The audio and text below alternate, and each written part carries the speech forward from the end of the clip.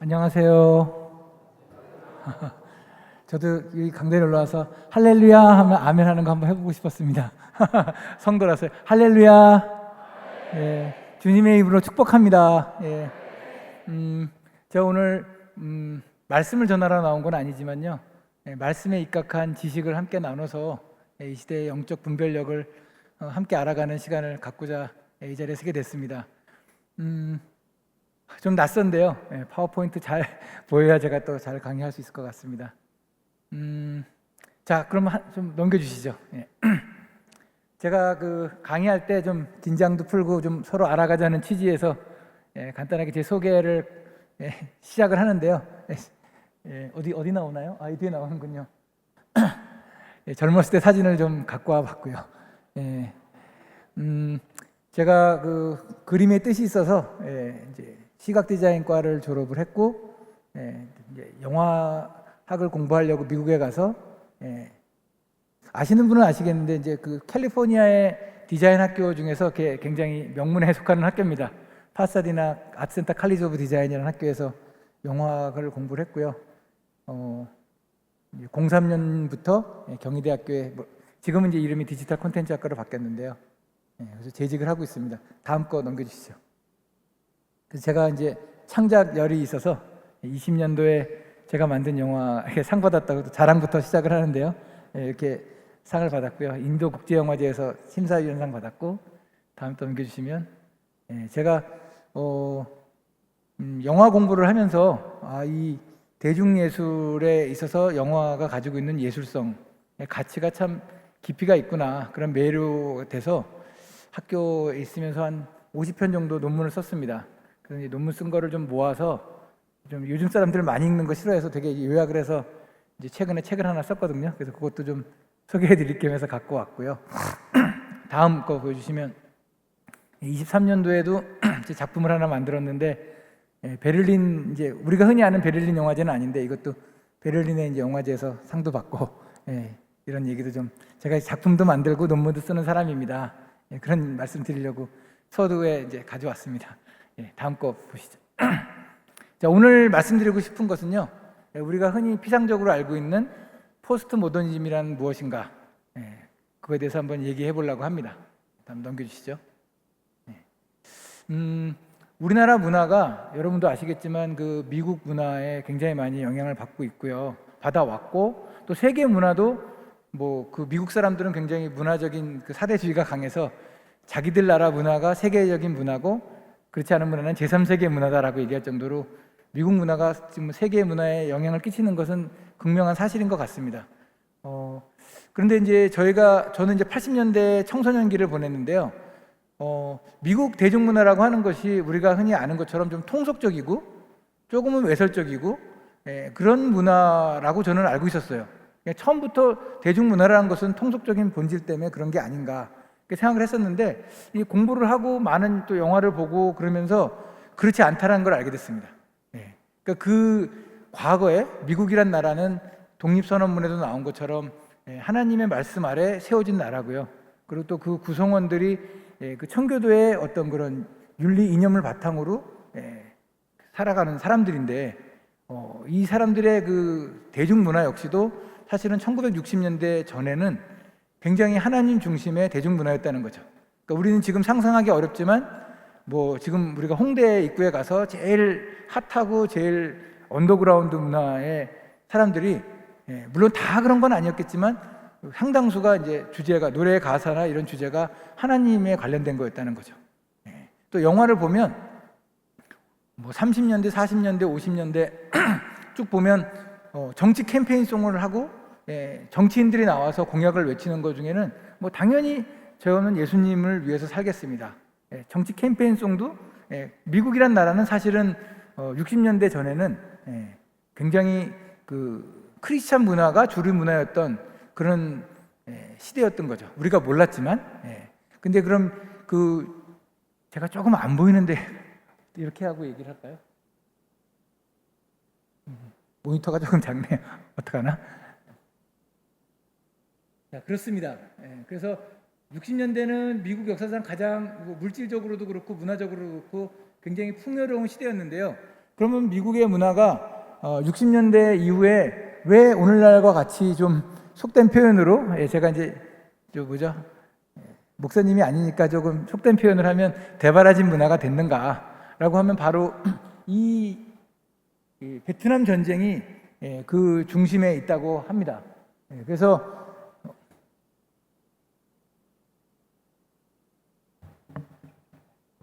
이렇게 할까요? 이렇게 하는 게 좋겠습니다. 여러분도 아시는 것처럼 1963년에 미국 정부가 베트남 함대가 미국 구축함을 공격했다고 주장한 통킹만 사건을 계기로 미국이 베트남에 참전을 하게 되는데요. 이 사실은 그 케네디 대통령이 암살을 당한 사건의 객관적인 결론은 개인이 죽인 것이다라고 이제 공식적으로 발표는 나 있습니다. 그러니까 제가 여기서 얘기하는 내용이 공식적인 내용은 아니지만 이제 그 비하인드 스토리로 정설로 알려진 바에 의하면 미국이란 나라는 그 군수 산업이 굉장히 발달된 나라고 군수 산업이 온전히 돌아야 경제가 이제 온전히 돈다. 그래서 텍사스주의 그 수많은 그 군수 회사들이 굉장히 압박을 했다고 하더라고요. 참전을 해서 군수 물자를 돌려야 된다. 근데 그 텍사스 주지사 출신이었던 그 부통령인 존슨이 대통령한테 계속 참전을 하자라고 얘기를 했는데 그것이 이제 케네디 대통령에 의해서 계속해서 좌절됐던 거죠. 그래서 존슨 대통령과 그 텍사스주에 있는 군수업자들이 카퍼레이드를 시켜서 이제 암살을 하고 그 시신을 비행기로 올리는 그 자리에서 존슨 대통령이 대통령직을 물려받으면서 바로 첫 번째로 했던 얘기가 이제 참전이었다고 하더라고요. 근데 그것이 중요한 게 아니라 사실은 그 당시만 해도 그 미국의 젊은 사람들, 그 많은 주류 국민들에게 정치적인 그 정신적인 그런 지주 역할을 했던 분들이 종교 지도자였는데 그 종교 지도자들이 바로 그 베트남 참전에 찬성을 하는 그런 목소리를 내는 바람에 국민들이 굉장히 그 소위 말하면 기독교에 대한 불신이 싹트면서 그 자리를 비집고 히피 문화가 들어오게 됩니다. 그래서 그 히피 문화를 통해서 오늘날 사실은 굉장히 좀 외설적이고 통속적이고 대바라진 문화들이 주류 문화로 자리를 잡게 됐고 과거에 존재했던 그 크리스천 문화들이 이제 많이 쇠퇴가 된 것입니다. 그런 내용을 오늘 다뤄보려고 하고요.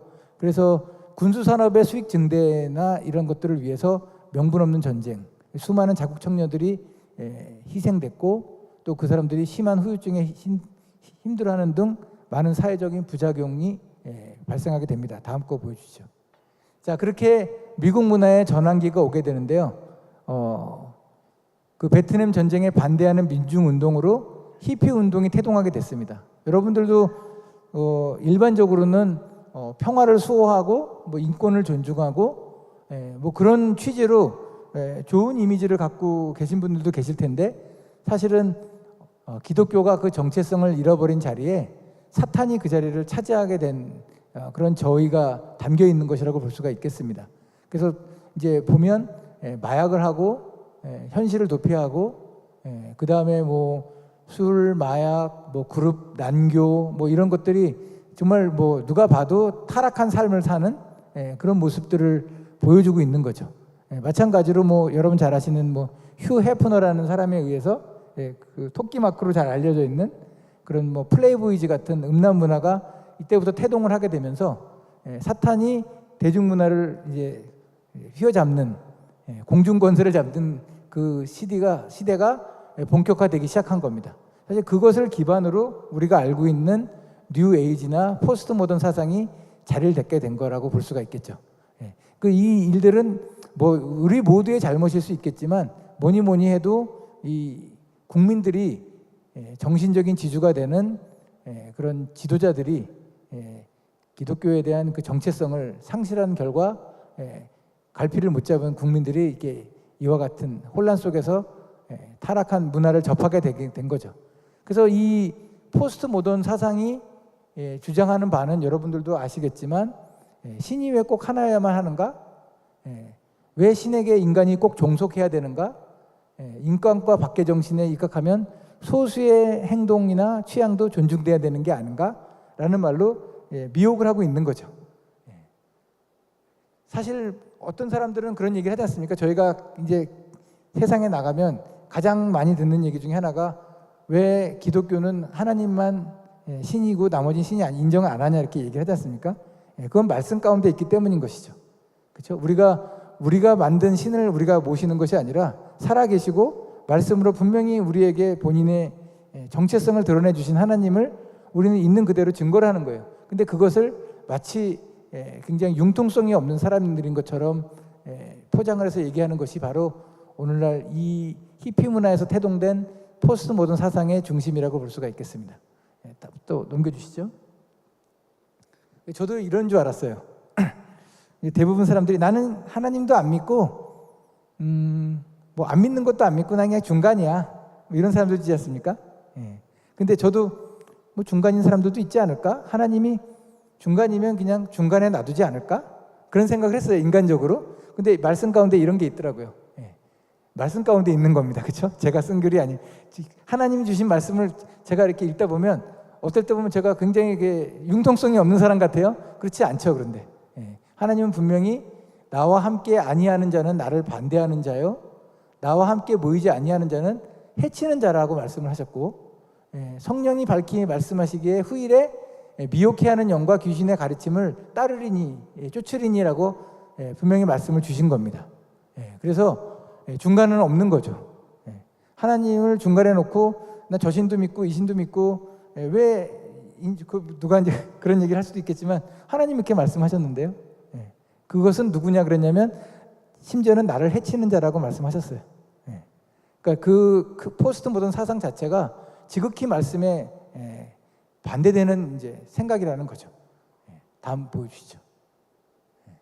그래서 자국의 패권주의를 추구하는 바람에 청교도적인 정체성을 상실했고, 전쟁을 통해서 불을 창출하려는 그 세력들 때문에 이 문화가 분쇄됐다라고 우리가 보면 될 것 같습니다. 다음 거 보여주시죠. 자, 뭐 그래서 제가 이제 리서치를 한번 해봤어요. 그랬더니 52년도에 미국인은 75%가 여기서 말하는 종교는 기독교죠. 하나님의 말씀이 우리들 삶에서 굉장히 중요하다. 또 57년에는 종교가 오늘날 모든 문제에 대해서 답을 해줄 수 있다라고, 그러니까 하나님이 일상생활에 국민들에게 굉장히 많이 밀접하게 그런 삶을 살던 시기였는데 60년대가 들어서면서 이제 방금 얘기한 것처럼 크게 감소하고 오늘날은 이제 교인 수가 이렇게 많이 줄게 됐다는 것, 그런 내용입니다. 그래서 과거에는 미국인들의 마음속에는 청교도 정신이 살아 있었다라고 볼 수가 있겠습니다. 다음 거 보여주시죠. 그래서 저희가 잘 알고 있는 빌리 그레이엄 목사님이 사실은 그 전쟁을 옹호를 하셨고요. 반면에 많은 종교인들이 또 한편 전쟁을 반대했기 때문에, 그래서 이런 이견과 분열 속에서 이제 국민들이 혼란과 불신을 갖게 됐고, 기존의 기독교가 가지고 있는 권위와 영향력이 많이 실추된 결과라고 볼 수가 있습니다. 자, 이렇게 60년대가 지나가면서 많은 그 청년들과 그 국민들이 혼란 속에 있게 됐고, 그 자리를 비집고 들어온 거라고 볼 수가 있겠죠. 그래서 오늘날 그 사실 그 청교도의 그 본산이라고 부를 수 있는 미국이 어떻게 변했느냐. 저도 최근에는 안 가서 모르는데 미국은 주민등록증을 안 주죠. 미국은 소셜 시큐리티 카드를 하나 주고 그 다음에 운전면허증을 줍니다. 운전면허증 꼭대기에 성별이 있어요. 여자는 F, 남자는 M, 그렇게 주죠. 근데 뉴욕주에서는 거기 M하고 F 넣는 자리에 32개의 가지에 이니셜을 넣는다고 하더라고요. 그러니까 나는 몸은 남자지만 마음은 여자야. 근데 무슨 뭐 생식기는 아직은 여자야. 뭐 이런 식으로 그 가지수를 치면 32가지를 자기가 골라서 자기의 정체성을 드러낼 수 있게끔 공식적으로 표기를 해준다고 하더라고요. 굉장히 개탄스러운 노릇인 거죠. 그래서 저는 어느 정치적인 색채를 띠고 있지 않지만 트럼프 대통령이 잘한 거는 그거죠. 그죠? 그러니까 성적인 정체성이 없는 사람은 군대에서 나가. 이제 뭐 이런 것들은 굉장히 잘한 게 아닌가 이제 그런 생각이 드는데요.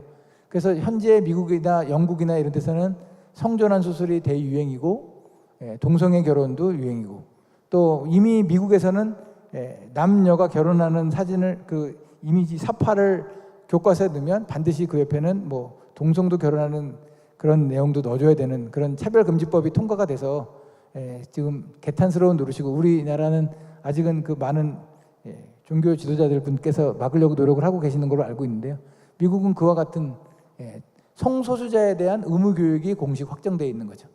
그리고 기독교의 나라인 미국에서는 노방 전도를 했다가는 특별 종교를 또 뭐 했다는 이유로 체포를 당하기도 하고요.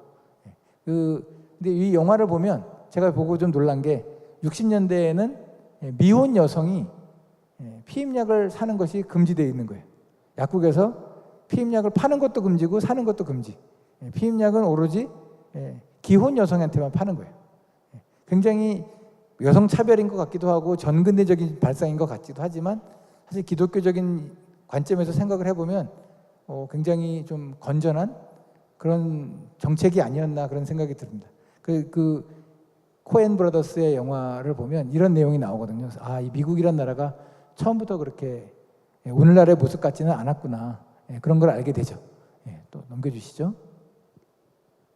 자, 뭐 너무나 잘 아시는 것처럼 히피 문화가 태동을 했고 사실 우리가 많이 또 어떤 면으로는 사랑을 했어요. 그렇죠? 뭐 존 레논의 뭐 이매진, 비틀즈의 노래들, 뭐 이런 것들이 다 히피 문화의 그 사이키델릭한 마약과 같이 연동이 돼서 디벨롭된 문화들이라고 볼 수가 있거든요.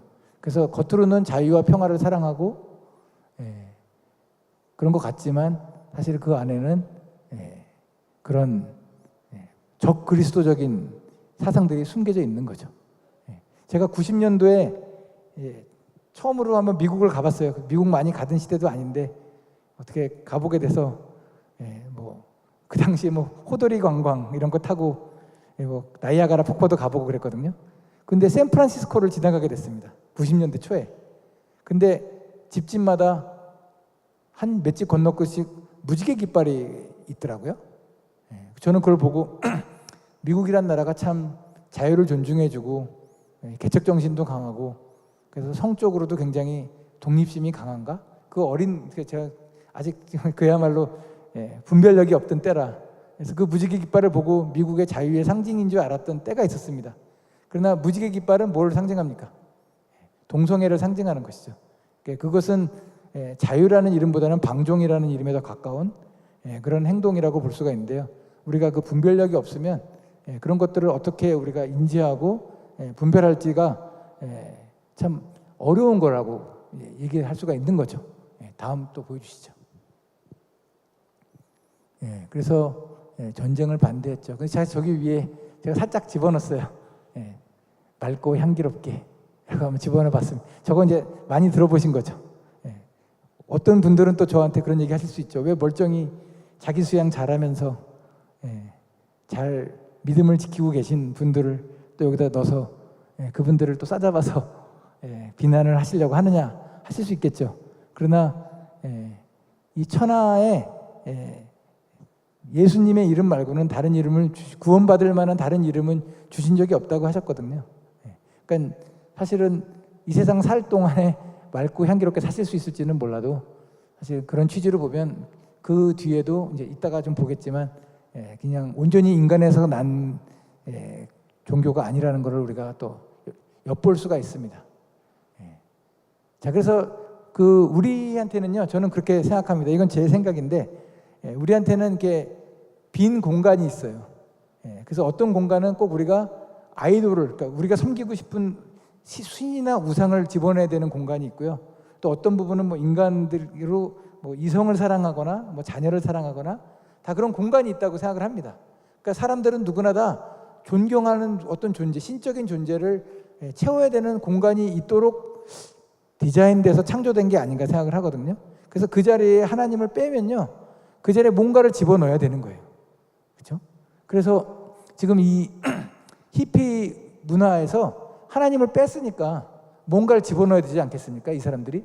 그래서 거기에 불교나 힌두교나 점성술이나 여러 그런 종교나 그런 사상으로 정신적인 가치를 탐색하게끔 만든 거죠. 그래서 그런 신비주의, 인간 중심의 점성술 이런 것들로 그 빈자리를 채우는 것이 바로 히피 문화의 특성이라고 볼 수 있습니다.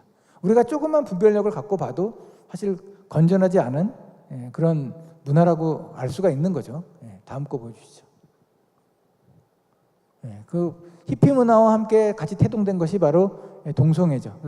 퀘어 문화라고, 그죠? 그래서 그 당시에 예술적으로도 많이 디벨로프가 돼서 마찬가지로 인디안 샤먼을 같이 가리킨다든지 그런 다원적인 영성을 넣으면서 디벨로프가 된 거죠.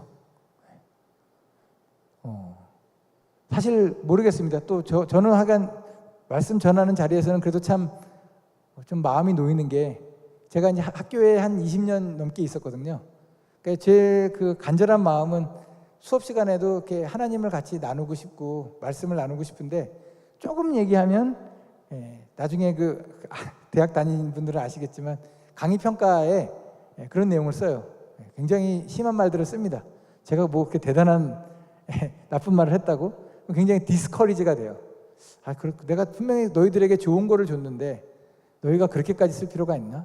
또 제가 이제 항상 선배는 지금은 좀 많이 선배 교수 쪽에 속하는데, 그때는 아시다시피 좀 더 권위가 많은 선배 교수님들이 너 제발 좀 수업 시간에 그런 얘기 하지 말라, 그런 얘기를 많이 듣고 핍박 아닌 핍박을 좀 받았거든요. 근데 다 같이 하나님을 믿는 자리에서 제가 조금 극단적으로 얘기를 해도 하나님 말씀에 입각한 얘기이기 때문에 제가 마음이 좀 편안한데, 제 편안한 마음이 편안한 게 맞는 거겠죠. 그래서 동성애라는 것을 우리가 뭐 여러 시각으로 바라볼 수 있지만 모르겠습니다. 제가 이제 그런 얘기를 들었어요. 남성끼리 동성애를 하면 30대가 돼도 기저귀를 차야 되는 거예요. 왜 기저귀를 차야 되는지는 아시죠? 그 잡아주는 근육이 망가지는 거예요. 그러니까 이 사람의 디자인으로 봐도 굉장히 해로운, 사람의 신체를 해치는 그런 해로운 어떤 그런 종교지 않습니까? 그런 이상 행동인데, 그런 것들이 이 히피 문화와 함께 같이 디벨로프가 됐다는 거죠. 다음 거 보여주시죠. 그래서 너무나 많은 내용들이 있습니다. 사실 성경에. 그래서 남자가 남자와 더불어 부끄러운 일을 행하여 그릇된 상당을 받았다. 그 다음에 음행하는 자나 남색하는 자나 하나님의 나라를 유업으로 받지 못하리라. 너는 여자와 동침함 같이 남자와 동침하지 말라. 가증한 일이다. 뭐 이런 너무나 많은 글들이 그 소돔과 고모라에서 소돔 사람들을 소돔이라고 불렀는데, 소돔이라는 말이 어원으로 뭐 그런 좀 언어를 순화해야 되는데 뭐 그런 그들 간의 어떤 동성애 성교를 그렇게 또 영어로 표현한다고 하더라고요. 어쨌든 동성애에 대해서는 성경에서 이렇게 권고를 하고 있는데, 히피 문화랑 함께 보란듯이 적그리스도적인 그런 문화들이 같이 발전이 된 거죠. 다음 보여주시죠. 그래서 한번 여러분이 제가 이걸 갖고 왔어요. 너무나 우리가 저 역시도 인조이했던 케니지, 비틀즈, 그다음에 존 레논. 한번 틀어주시면 존 레논 음악이 나옵니다. 오리지널 뮤직비디오라고 하더라고요.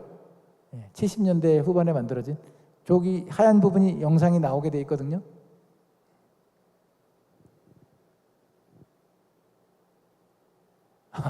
영상이 왜 안 나오죠?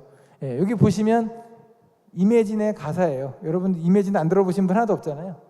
처음에는 뭐 굉장히 평화를 얘기하는 것 같고, 사실 뭐 천국이 없다고 상상해봐야도 조금, 그런데 중간에가 아주 직설적입니다.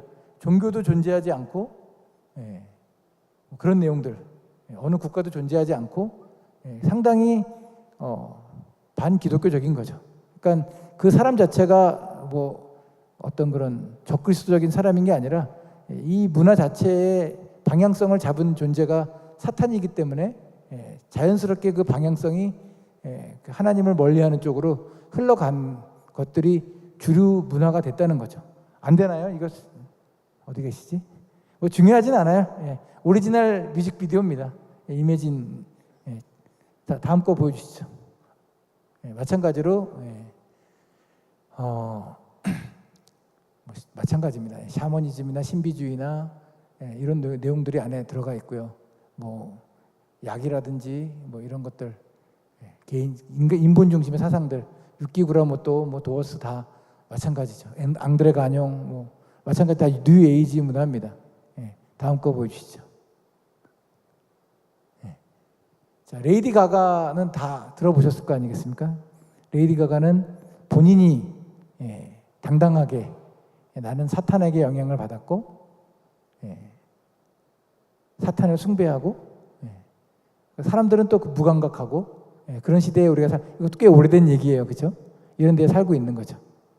그래서 사탄의 숭배 세력들이 다양하게 있고 팬덤이 있고 헤비메탈 아니더라도 뭐 지금 악마를 뭐 친화적인 모습으로 보여주고 있는 이로 말할 수가 없습니다. 그렇죠? 다음 거 한번 보여주시죠.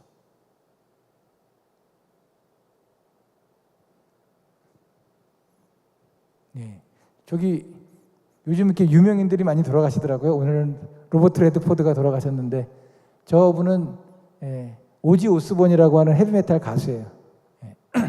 그분이 최근에 돌아가셨는데 미스터 클라우리라는 노래를 불렀거든요. 되게 유명한 노래인데 그 미스터 클라우리는 프리메이슨의 3대 아버지인데 우리가 믿는 아도나이 하나님이 악마고 사탄이 진정이 믿어야 되는 조물주다라고 그 이론을 정립시킨 사람이 미스터 클라우리예요.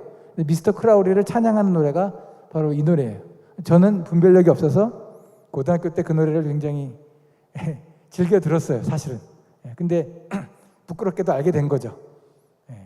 근데 이따가 또 말씀드리겠지만 사탄이 대중문화를 이렇게 탁 전복을 하고 그들에게 영향력을 줄 때 그 말씀이 이따가 제가 나오는데 미루어 짐작컨대 성경학자들이 미루어 짐작컨대 케르핌, 그러니까 우리가 흔히 그룹이라고 얘기하는 천사들 중에서도 그 계급이 더 높은 그 계급의 천사장들 중에서도 제일 맏형이었잖아요. 그러면서 미루어 짐작컨대 찬양 대장을 하지 않았을까? 하나님을 찬양하는 그 찬양대의 대장이 아니었을까? 그래서 아마 모든 천사들 가운데서 하나님이 주신 음악적 재능이 가장 뛰어났을 것이다. 이렇게 추측을 하는 겁니다. 그래서 이 사탄이란 존재가 이 땅에 와서 사람들을 미혹할 때 아마 그런 재능을 주면서 유혹을 하지 않았을까. 그래서 그 80년대 헤비메탈이나 그런 좋은 음악들을 보면 인간적인 면에 봤을 때 굉장히 완성도가 높습니다. 또 음악적으로 공부하신 교수님들 말씀을 들어보면 굉장히 뛰어난 음악을 내놓고 굉장히 히트를 쳤다가 그냥 사라져버리는, 죽었는지 살았는지도 모를 정도로 사라져버리는 경우가 되게 많다고 하거든요. 그래서 그 사탄하고의 어떤 그런 것들을 의심하지 않을 수가 없는 그런 대목이라고 생각이 됩니다. 자, 우리가 아는 것처럼 수호 케르핌 중에 한 명이었죠. 루시퍼는 뭐 빛나는 자, 뭐 새벽별 그런 뜻이라고 하고 타락한 천사인 거죠. 그래서 여기 에스겔서에 보면 너의 탬버린과 피리의 솜씨가 네 안에 갇혀 있었다라는 구절을 근거로 루시퍼가 천국에서 음악적인 역할을 담당하지 않았는가라고 이제 생각을 하고 있고요. 그러나 이제 에스겔서에 보면 완전함과 지혜와 아름다움으로 지음을 받았지만 내 마음이 교만하여 악을 행하였다라고 얘기를 하고 있죠. 루시퍼가 지은 죄는 하나님을 찬양하는 것이 아니라 자기 스스로가 찬양을 받고 싶어 했던 거죠. 하나님이 그거를 악하다고 규정을 했고 쫓겨난 겁니다. 그래서 교만이 그 악의 근원인 거죠. 자, 그래서 루시퍼가 이 땅에 그를 따르는 천사들과 함께 쫓겨난 거서 이 땅에 지금 머물고 있는 거죠. 그래서 지금 현재도 이런 공중 권세를 잡고 많은 것들이 사실은 그 루시퍼의 영향력 안에서 우리가 지금 현재도 살아가고 있는 거 아니겠습니까? 질문을 할 수가 있습니다. 이 시점에서. 그럼 왜 하나님은 우리를 그 루시퍼의 그런 그 계기의 가운데 아직도 방치를 해두고 계시고 루시퍼를 왜 한 방에 심판하지 않으신가라는 질문을 할 수가 있겠죠. 자, 제가 말씀을 갖고 온 것 같아요. 한번 보시죠. 다음 걸 넘겨주시면 여기 있지 않고, 요거 사실 좀 조심스러운 건데 어쨌든 갖고 왔는데요. 그 하나님의 계획 가운데 하나님의 심판을 인내하시면서 정하신 거죠. 한 사람이라도 더 구원을 하기 위해서 하나님이 지금 이 시점에서, 저기 말씀에 있을 거예요. 저 뒤에 어디에. 하나님이 이 시점에 사탄을 심판하시면 오늘까지 교회를 다니지 못한 사람들, 예수를 영접하지 않은 사람들은 일명 예외 없이 공의로운 하나님의 심판에 의해서 사탄이랑 같이 지옥을 가야 되는 거죠. 그러나 하나님의 계획 가운데에는 분명히 내일, 모레, 10년 뒤 또 하나님이 예비하신 그때에 하나님이 구원을 계획하신 사람들이 있는 거죠. 그 사람들의 구원이 온전히 이루어질 때까지 하나님은 사탄의 계계를 인내하실 수밖에 없다라는 것이 우리의 인간적인 생각인 거예요. 하나님 뜻은 모르지만 그렇기 때문에 그런 것이 아니겠는가 우리가 생각하고 있는 거죠. 다음 걸 보여주시죠. 되게 조심스럽고 사실 목사님이 빼달라고 하셨던 내용인데, 뭐 우리가 하나님 안에서 하나 아니겠습니까? 저거를 갖고 왔는데 태국에 놀러 가면요, 태국에 놀러 가면 그 석가모니가 어떻게 득도를 해서 불교라는 종교를 만들었는가라는 그 뭐 건국 신화 같이 그거를 이렇게 하나하나 그림으로 그 동굴 벽화가 이렇게 쭉 있습니다. 가보신 분들은 알겠지만, 그래서 석가모니가 이와 같이 머리가 7개 달린 용의 모습을 한 그런 천사 같은 그 존재에 의해서 득도의 도움을 받고 득도를 해서 석가가 됐다라는 게 그 정설이에요. 근데 굉장히 우리가 보기에 많이 들은 이름인 거죠. 그래서 태국에 가면 적지 않게 이거 말고도 다른 이미지가 많은데 석가모니가 있고 그 뒤에 머리가 7개 달린 뱀들이 이렇게 수호천사처럼 함께 있는 그런 이런 조각들이, 큰 조각들이 있는 석상들이, 뭐 그런 상들이 있는 그런 사진들이 있어요. 사실은 우리는 그 존재가 무엇인지 유추해서 추측해 볼 수가 있는 거죠. 요한계시록에 나온 말씀이나, 그래서 어찌 보면 참 여기 혹시 불교도 괜찮은 종교 아닌가 이렇게 생각하셨던 분이나, 자기가 뭔데 불교를 그렇게 함부로 핍박을 해? 이렇게 생각하신 분이 계실 수도 있지만, 저는 성경 말씀에 입각해서 유추해서 생각을 해본 겁니다. 태국에 놀러 가면 머리 7개 달린 용이 부처의 득도를 도왔다는데, 공교롭게도 머리 7개 달린 용이 어디 딴 데 나온 게 아니라 이렇게 성경 말씀에 나와 있어서 그 맑고 향기롭게 하나님을 믿지 않는, 그러면서 참 재밌는 것 같아요. 얘기 길어질 수 있는데 그 다양한 천이 있대지 않습니까? 다양한 천. 그래서 여기서 저 디벨로퍼가 되면 다음 단계로 가고 다음 단계로 가고, 뭐 저 개미하고 나하고는 어떤 인연이 있어서 뭐 다음에 죽으면 또 어떤 인연으로 가고, 그 슈퍼컴퓨터가 계산해도 못할 것 같아요. 우리가 얼마나 많은, 근데 그게 한치 오차도 없이 업보를 주고받는다는 거 아니겠습니까? 누구에 의해서? 슈퍼컴퓨터에 의해서? 그러니까 거기서 이제 말문이 막히면서, 그러니까 자연의 신비지 그렇게 얘기를 하더라고요. 저는 그 과학적으로 생각하려고 해도 어떤 그 통제 주체, 그 뭐 3층 천이 있고 7층 천이 있으면 그 7층 천을 누가 만들어서 누가 그 관리를 하고 누가 그걸 매니지를 하나요? 근데 석가모니만 있고 그거에 대한 내용은 없는 게 이제 어찌 보면 불교의 세계관인 거죠. 어쨌든 제가 뭐 불교를 나쁘게 얘기하려는 것이 아니라, 하나님께 가는 길을 막는, 하나님께 가는 길을 가지 못하게 막는 그 뒤에는 인간적인 것이 아니라 반드시 사탄의 계계가 있다라는 말씀을 드리고자 이걸 갖고 온 겁니다. 그래서 인류의 타락을 이런 세속적인 인간적인 문화로 도모하고 있다고 얘기할 수 있는 거죠. 다음 보여주시죠. 자, 그래서 포스트 모더니즘, 이제 아까 얘기했던 히피 문화와 함께 태동이 돼서 오늘날 되게 주류 문화 같이 됐는데요. 과거에 이제 우리가 구조주의라는 이름으로 이제 쭉 주류 철학으로 자리매김을 했던 것, 또 지난 1000년 동안 좀 지나치게 중세 카톨릭이 권위 위주로 모든 예술과 뭐 권위를 종교적인 바운더리 안에서 쭉 누렸던 것들, 이런 것들에 대한 반박심, 이런 것들을 다 함께 묶어서 좀 우리가 탈중심적인 다원적 사고를 해야 되는 게 아니냐는 내용들이 신선한 것처럼 나왔죠. 그러나 사실 그건 신선한 게 아닌 거죠. 어찌 보면 하나님을 좀 잘못 믿었던 사람들이 저지른 과오 때문인 것이지, 하나님의 말씀이 잘못된 건 아니죠. 하나님의 인격이 잘못된 건 아닌 거죠. 그래서 상대성과 다양성을 또 표현의 자유를 또 합리적인 사고를 가장해서 오늘날 주류 철학으로 자리매김을 했지만 사실은 그 뒤에는 저의가 있는 겁니다. 그래서 보면 진화론도 맞고 창조론도 맞고 심하게 표현하면 그렇지 않습니까? 저 사람도 신이고 이 사람도 신이고 왜 니네 신만 신이야? 저 사람도 아버지고 저 사람도 아버지고 그럴 수 있나요? 아버지는 한 명이지. 그런 주장인 거예요.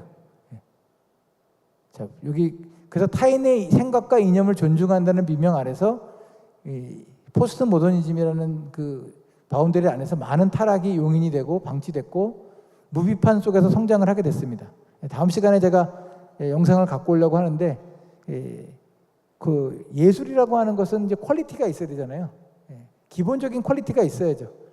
그림을 그리든 무용을 하든 뭘 하든 그 기본적인 퀄리티가 사실 여기서는 이제 왜 꼭 기본적인 퀄리티가 있어야 되느냐. 그러니까 막 굉장히 퀄리파이가 안 된 것들이 예술이란 이름 미명 아래 이제 오늘날 판을 치고 있는 그런 세태인 것이고 그런 것들을 또 이제 영화 감독들이 많이 비평을 하는 그런 내용들도 있습니다. 다음 거 보여주시죠. 자, 그것과 결을 같이 해서 뉴 에이지 음악은 우리가 알다시피 그냥 긴장을 완화하고 기분을 해소하고 뭐 그러기 위해서 만들어진 음악이라고 일차적으로 생각할 수 있죠. 근데 이 안에 이제 사상은 뭐냐면 너무 피곤하지 않아?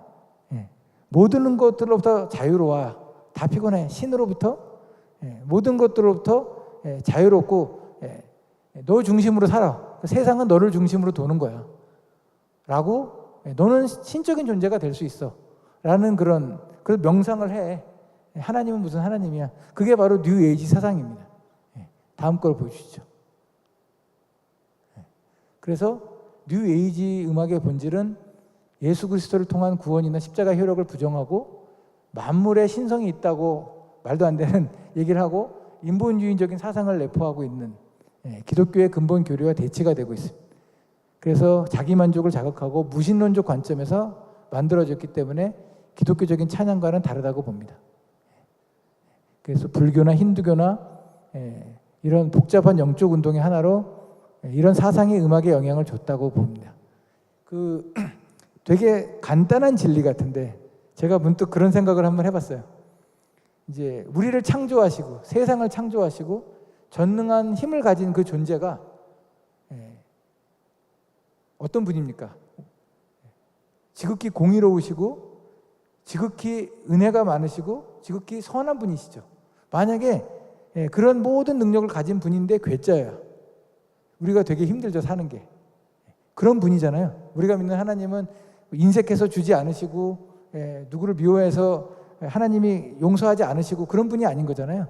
세상에 완벽한 아버지가 있어도 그런 아버지는 없는 거지 아니겠습니까? 그런 취지에서 아까 얘기한 것처럼 왜 인간이 신에게 종속돼야 되느냐라고 미혹하고 있지만 사실은 그거는 우리가 종속되는 게 아니죠. 그냥 오늘 군대 간 이지용의 아들처럼 이지용 같은 아버지가 있는 거예요. 이지용보다 훨씬 더 좋은 아버지가 있는 거죠. 그 아버지랑 끊어요? 왜 끊어요? 좋은 아버지인데, 그렇죠? 그렇게 미혹을 하는 거예요. 우리가 하나님을 종속된 관계에서 하나님 앞에 우리가 그런 관계를 갖는 게 아니지 않습니까? 그냥 주시는 하나님하고의 우리가 관계를 은혜로 누리고 있는 것인데 그런 내용들 지금 신과 관계를 끊어 신은 피곤하고 신은 너희들을 지배하려고 너희를 통제하려고 하고 그렇지가 않은 거죠. 그런 내용들이 바로 적그리스도적인 사상을 담고 지금 횡행하고 있다고 볼 수가 있는 겁니다.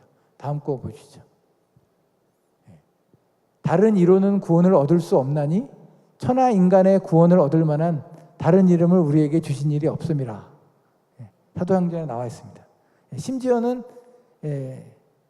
그 팔만대장경에 여소야 도래하면 뭐 이런 그래서 그 해석을 하면 예수가 이제 오면 나는 기름 없는 등불과 같다라고 석가모니가 얘기했다는 내용이 팔만대장경에 있대요. 그리고 옛날에 이름 생각이 안 나는데 80년대에 돌아가신 큰 스님인데 부처는 큰 사탄이요 달마는 작은 사탄이다. 내가 어마어마하게 큰 죄를 이 세상에 짓고 간다. 그런 얘기도 한 내용들이 기사에 그 당시 신문의 기사로도 있고 하거든요. 그러니까 사실 우리가 다 아는 내용이지만 다른 이름은 준 적이 없고요. 그 다른 이름과 다른 방향으로 구원과 그런 거를 얘기하는 것은 지극히 진실이 아닌 거죠. 다음 거 보여주시죠. 그래서 오늘날 대중문화가 변질된 것은 우리가 누군지고 우리가 믿는 하나님이 누군지 정체성을 잃어버렸기 때문이고 세상 문화에 대한 분별력을 잃었고 무분별한 쾌락을 용인했기 때문인 거죠. 그러니까 저도 늘 스스로 각성을 하는 내용입니다. 하나님은 글자로 존재하고 먼 곳에 계신 분이 아니라 살아서 나와 함께 하시는, 말씀으로 함께 하시는 분이라는 거지 않습니까? 근데 그런 것들을 우리가 잃어버리고 사는 것 같아요. 현재 살아계신 하나님과 내가 현재 진행형으로 함께 호흡하고 있다는 사실을 잃어버리기 때문에 저런 문화 가운데 우리가 분별력 없이 같이 삶을 살고 있는 게 아닌가. 다음 거 보여주시죠. 자, 이제 한국 얘기를 좀 하려고 하는데요. 그 소모성 콘텐츠들이 참 많아지고 있죠. 우리가 과거에 좀 아날로그적인 시대를 살았던 사람들의 과거를 우리가 추억해 보면 뭐 노래 대중 가사도 한편의 시 같고, 그 굉장히 아날로그적인 문화적 산물을 그 풍치가 많이 느껴지는 그런 콘텐츠들을 우리가 누리면서 컸던 그런 세대입니다. 근데 오늘날 이렇게 가끔 TV를 보면 이게 어떻게 다 그냥 의성어 의태어로 처음부터 끝까지 끝나더라고요, 노래가. 그러면 무슨 요즘은 왜 그래 이런 개념이 아니라 정말 그렇게 소모성 콘텐츠들이 많아진 것 같아요. 그러니까 그냥 그때 즐기고 누리고 그러고 싹 잊어버릴 수밖에 없는 그 태생이 그냥 이렇게 소모되는 그런 콘텐츠들이 좀 많은 세상을 살고 있는 것 같습니다. 선정적이고 자극적이고 그런 내용들이 주로, 그러니까 사실 이 시대를 사는 젊은이들은 모르죠. 과거에 어떤 음악들이 존재했는지. 이제 그 디지털 문화와 함께 그런 것들이 디벨로퍼가 되고 있는데, 또 넘겨주시면 요 내용도 되게 이제 어찌 보면 제가 술을 이 넓은 공적인 자리에서 특정 회사를 얘기하면서 하는 굉장히 위험할 수도 있는 얘기지만 사실에 입각해서 말씀을 드리는 겁니다. SM 엔터테인먼트가 샤또 무똥 로칠드라는 회사에서 투자를 받았어요. 로칠드는 로스트차일드를 말하고, 로스트차일드는 유럽의 금융 재벌입니다. 그러니까 한 가지 확실한 것은 로스트차일드의 그 회사에서 투자를 받은 거예요. 한 가지 확실한 그거는 누구도 이제 부정할 수 없는 사실이고 객관적인 사실이거든요. 그래서 짧게 줄여서 얘기하면 SM 엔터테인먼트가 로스차일드로부터 투자를 받았어요. 그리고는 이제 음악이 나오는데 되게 우연의 일치로 그런 음악들이 나오는 겁니다. 다음 걸 보여주시죠. 샤인이라는 그 뜻은 사탄, 루시퍼라는 이름과 일맥상통한다. 그래서 일루미나티라고 이따가 설명도 하겠지만 일루미나티의 창시자가 바로 이 단어가 루시퍼에서 왔다라고 얘기를 한다고 할 것처럼 샤인이 또 넘겨주시면 다음 페이지 보실까요? 앞서 있었어요. 그러니까 데빌런, 이런 루시퍼 이런 노래들, 그런 노래들이 이 시기에 같이 나온 겁니다. 자, 그래서 이게 어려우실 수 있으니까 세 개만 제가 얘기를 할게요. 로스차일드, 일루미나티, 프리메이슨, 요거 세 개만 얘기하는데, 프리메이슨은 아까 얘기한 것처럼 아도나이 하나님, 우리가 믿고 있는 아도나이 하나님은 어둠과 악의 하나님이고, 사탄이야말로 진정한 창조자이고 밝은 세상의 하나님이다라고 주장하는 데가 프리메이슨이에요. 그리고 그 프리메이슨의 대주주고 그 프리메이슨을 완전히 장악한 그 그룹이 일루미나티. 일루미나티는 전 세계를 한나라로 통합하려고 어마어마한 자본으로 나름대로 그 자기들의 목표를 이루기 위해서 여러 군데 간섭을 하는, 역사 속에 간섭을 하고 있는 존재고, 그 일루미나티라는 단체를 이끄는 그 주체가 바로 로스차일드예요. 그거는 객관적인 사실이거든요. 그렇게 이해를 하시면 됩니다. 근데 그 로스차일드가 자기들을 상징하는 이미지로 바로 이 전시안을 자기들의 심볼 마크로, 자기들의 드러내는 마크로 사용하고 있거든요. 어디서 보셨습니까, 이거? 많이 보셨죠? 다음 거 보여주시죠. 여기 있습니다, 여기. 조기. $1 조 위에 있죠. 뭐 만몬에 싣는 돈이다. 그런 얘기가 있는 것처럼 참 이 연방준비은행에서 발행한 달러에 공교롭게도 전시안이 들어가 있어요. 이건 뭐 음모론이다, 우연의 일치다. 연방준비은행은 민간 기관이고 어떤 그런 공적인 일을 행하는 곳이지 사적인 단체가 들어올 수 없는 곳이다. 이제 그렇게 얘기를 하는데 뭐 어떤 이유인지 그들이 자기들의 정체성을 드러내고 있는 전시안이 달러에 딱 박혀 있어요. 호루스의 눈이. 다음 또 보여주시죠. 자, 일루미나티 어려울 수가 있는데 일루미나티는 전 세계를 하나의 정부로 만들겠다고 그렇게 자기들의 목적을 설립을 하고 이제 활동을 하고 있는 단체고 과거에 뭐 러시아 혁명, 프랑스 혁명, 뭐 미국의 남북 전쟁부터 해서 2차 세계 대전까지 굉장히 많은 개입을 했던 그런 가문이라고 합니다. 자, 그 다음 거 보여주시고요.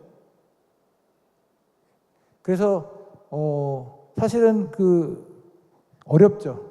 우리가 물질 만능주의, 자본주의 속에서 살고 있으면서 그 어떤 물질에 주는 어떤 유혹을 참 거부한다는 건 참 거기에 정체성을 지킨다는 건 참 어려운데 그런 틈을 타고 그 돈과 물질의 그 유혹으로 또 밀고 들어오는 거라고 제가 판단이 됩니다. 그래서 일루미나티는 그런 막강한 자본을 통해서 또 그런 믿음 가운데 우리의 정체성을 파고드는 그런 사탄의 계계가 숨어 있다고 볼 수가 있죠.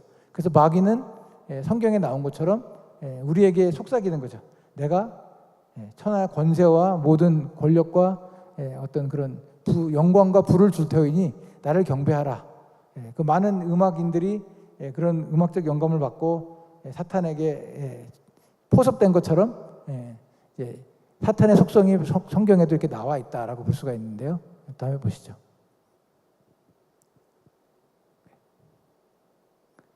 자, 아까 말씀드린 것처럼 사탄이 심판받지 않는 이유는 전도서에 나온 것처럼 범사에 기한이 있고 천하만사에 때가 있기 때문이다. 주께서는 아무도 멸망하지 아니하고 다 회개하기에 이르기를 원하시기 때문이다. 그래서 이 전능하신 하나님의 섭리와 시계 가운데 있는 구원 사역 때문에 하나님은 인내하고 계시는 거다. 그러니까 우리는 이 가운데 우리가 정체성을 지키고 분별력을 가지고 믿음을 굳건히 지켜야 되는 그런 사명을 갖고 있는 거라고 볼 수 있는 겁니다. 다음 보여주시죠. 보신 분이 혹시 있는지 모르겠는데 제가 개인적으로 좀 좋아하는 스탠리 큐브릭 감독이 마지막으로 만든 영화입니다. 톰 크루즈가 또 오늘 나오는 영화이기도 한데 아이즈 와이드 샷이라고. 이 영화는 그 바로 일루미나티들이 자기들이 하는 비밀 파티, 되게 난교, 되게 막 그런 좀 음란한 그들의 실체를 그대로 드러낸 그런 영화거든요. 대중을 미혹하고 사탄이 약속한 부와 명예를 얻기 위해서 꼭두각시가 되는 그런 내용인데 뭐 우연인지 필연인지 하여간 나이도 좀 있으셨긴 했지만 이 영화 만드시고 바로 돌아가셨어요. 그래서 오늘날 많은 그런 유명인들이 이 바운더리 안에서 미혹당하고 있고 꼭두각시처럼 활용을 당하고 있다라고 합니다. 다음 거 보여주시죠. 이게 좀 어려워요, 그렇죠? 다 읽으면 어렵고 그래서 프리메이슨이라는 단체가 전 세계적으로 네트워킹을 만들어 놓은 단체이고요. 그 단체가 만들어 놓은 네트워크 때문에 일루미나티는 눈에 띄지 않는 계급으로 머물지만 프리메이슨 안에 굉장히 수뇌부를 차지하게 됐고 그래서 그 세계적으로 발이 넓었던 프리메이슨을 장악을 하고 자본력으로 영향력을 행사하면서 세계 시장을 주무르고 있다. 이렇게 보면 됩니다. 다음 보여주시죠. 자, 그래서 어려운 거죠. 우리가 이걸 참 지키기 어려워요. 육신의 정욕과 안목의 정욕과 이생의 자랑, 이건 아버지께로 온 것이 아니고 세상으로부터 온 것이기 때문에 우리가 분별할 필요가 있다라는 말씀을 제가 찾아서 한번 가져와 봤습니다. 다음 또 보여주시죠. 그런 내용이 사실은 이들도 굉장히 그 좀 이집트의 어떤 그런 이방신이나 이런 것들을 중심으로 디벨로프가 된 어떤 단체인데, 뭐니 뭐니 해도 그래서 뭐 교회로부터 파문을 당하고 이제 그런 이신론적인 경향이 있기 때문에 반발을 샀고 했는데, 더욱이 일루미나티가 들어오면서, 자, 다음 거 보여주시죠. 그래서 아까 보여드렸던 엘버트 파이크라는 사람이, 잠깐 그 노래입니다. 바로 그 엘버트 파이크라는 사람이 그렇게 얘기를 한 거예요. 루시퍼가 우리의 하나님이다. 그래서 아도나이와 루시퍼는 동급인데, 루시퍼는 빛과 선의 하나님이고 어둠과 악의 하나님인 아도나이와 싸우고 있다. 그래서 우리는 기독교는 미신의 하나님을 믿는 거고, 우리가 믿고 따를 수 있는 하나님은 사탄이다 라고 대놓고 그 설파를 하고 그 정체성을 가지고 있는 단체가 프리메이슨인 거예요. 근데 그것을 체계화한 사람이 바로 알레이스터 크라울리라는 미스터 크라울리 거죠. 그래서 현대 사탄 숭배의 아버지고, 마약을 예찬하고 쾌락주의자고 양성애자고, 당신이 하고 싶은 거를 하고 신으로부터 자유하고 하나님으로부터 분리해라. 근데 그 노래가 바로 되게 유명한, 들어보신 적이 있는 미스터 크라울이에요. 자, 그래서 그 프리메이슨들이 아까 이제 그 이수만 회장 바로 옆에 있었던 그 여자 회장님이 가지고 있는 심벌이나 이런 그런 장신구하고 이제 연결해서 생각해 볼 수 있는데요. 프리메이슨은 자기들의 정체성을 드러내기 위해서 이와 같은 심벌을 사용한다고 해요. 그래서 이제 다윗의 별을 거꾸로 뒤집은 그 펜타그램하고 그다음에 뿔 달린 염소를 자기들의 상징으로 쓴다고 합니다. 그래서 천국에 들어가지 못한 무리를 염소에 비유해서 마태복음에서 그들의 상징은 바로 그 뿔 달린 염소인 것이고, 이스라엘의 메시아를 상징하는 별을 뒤집은 그것을 자기들의 상징으로 사용하는 겁니다. 그 다음에 태양신을 숭배하는 오벨리스크, 이 오벨리스크는 바로 이방신의 상징인 애굽의 신을 섬기는, 그래서 그 탑이 바로 그 오벨리스크도 이들의 상징이라고 합니다. 호루스에는 피라미드, 이 오벨리스크, 그 다음에 펜타그램, 그리고 뿔 달린 염소, 이것들이 바로 프리메이슨들이 자신들의 정체성을 드러내는 그런 심벌이라고 하는데요. 안타깝게도 제가 있는 경희대학교의 그 광장에도 오벨리스크가 있어요. 그거는 이제 안타까운 일이고요. 다음 거 보시죠. 그래서 그 할머니, 아까 그 투자를 해줬던 샤또 그 와인 회사 회장님 할머니가 보란 듯이 프리메이슨의 장식을 이렇게 하시면서 자신의 정체성을 드러내고 계시고요. 저 옆에 그 비싼 와인에 염소까지 이렇게 탁 자기들 집어넣습니다. 뿔 달린 염소. 다음 거 보여주시죠. 그래서 이제 이와 같은 심벌들이 달러에 들어가 있는 거죠. 달러에 1달러에 호루스의 눈이 딱 들어가 있죠. 펜타그램이랑 뿔 달린 염소, 피라미드, 오벨리스크, 그 다음에 저거는 그 프리메이슨들이 사용하는 그 컴파스, 그 다음에 호루스의 눈, 저런 상징들. 다음 보여주시죠. 그래서 이와 같이 자신들의 정체성을 드러내고 있다라고 합니다. 전 세계적으로. 이것도 자료가 좀 오래된 자료인데 지금은 더 횡행했겠죠. 자, 다음. 마찬가지로 대놓고, 그렇죠? SM 엔터테인먼트에서 그 프리메이슨에게 투자를 받고 나온 뮤직비디오가 우연인지 필연인지 앞서 보여준 것들이 그냥 그대로 들어가 있죠. 너무나 극명하게 들어가 있습니다. 그 당시. 오늘날은 어떻게 됐나 좀 더 사실 궁금합니다. 다음 거 쭉 보여주세요. 이와 같이. 자, 다음 거또 보여주시고요. 그 싸이의 공연에서도 이제 호루스의 눈을 사용했다고 합니다. 또 다음 거 보여주세요. 자, 그래서 여러분들도 다 이제 살면서 주변에 들으신 얘기도 있고 뭐 많은 얘기가 있는데 제가 들은 얘기, 저는 학교에서 20년 넘게 있다 보니까 정말 많은 학생들을 경험하게 됩니다. 걔네들이 이제 스쳐 지나가는데 어떤 학생이 그 학생들 중에 영적인 그 능력이 있는 친구들도 있지 않습니까? 그 중에 한 친구가 그런 얘기를 해요. 그 친구는 이제 보는 친구예요. 말 그대로 보는 친구인데 교회 저 뒤쪽에 또 교회 그 외벽에 그렇게 따닥따닥 달라붙어 있대요. 뭐가 달라붙어 있을까요? 그들이 타락 천사들이 사탄과 함께 쫓겨난 그 타락 천사들이 붙어 있어요. 왜 붙어 있을까요?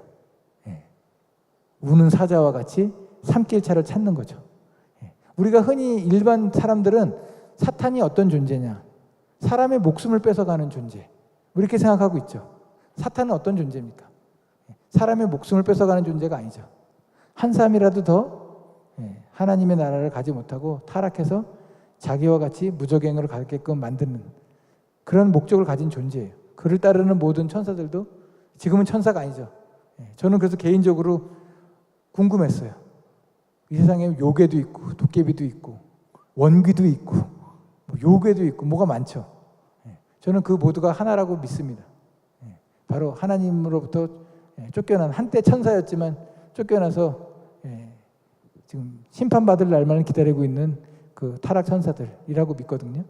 그들이 우리에게 원하는 것은 바로 우리의 타락인 거죠. 그래서 그 친구 말이 뭐 강남역 이런데 흥청망청 다니는 사람들한테는 관심이 없대요. 그 아이의 눈에 그게 보인다고 하더라고요.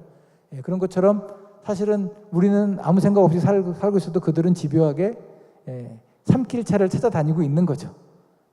그래서 믿음을 굳건히 하여서 대적하지 않으면 우리가 너무 쉽게 제가 아는 지인은 그런 얘기 하더라고요. 이렇게 거꾸로 흐르는 물에 우리가 배를 타고 있는 거래요. 가만히 있으면 가만히 있는 게 아니라 흘러 내려가는 거죠. 열심히 너를 저어야 되는 거예요. 그래야 우리가 제자리라도 겪는 거죠. 지금 이와 같은 문화 속에서 삼킬자를 찾아다니는 자가 있기 때문에 우리가 노를 열심히 젓지 않으면 제자리도 못 있는다는 거예요. 자연스럽게 그냥 그 대중문화에 휩쓸려 갖고 타락하게 된다는 거죠. 이 분별력도 잊어버리고. 다음 거 보여주시죠. 그래서 이제 그런 내용들이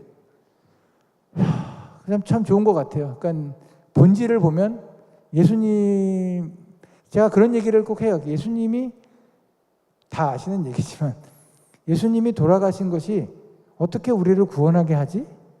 이제 그런 것들을 일반 사람들이 물어볼 수 있잖아요.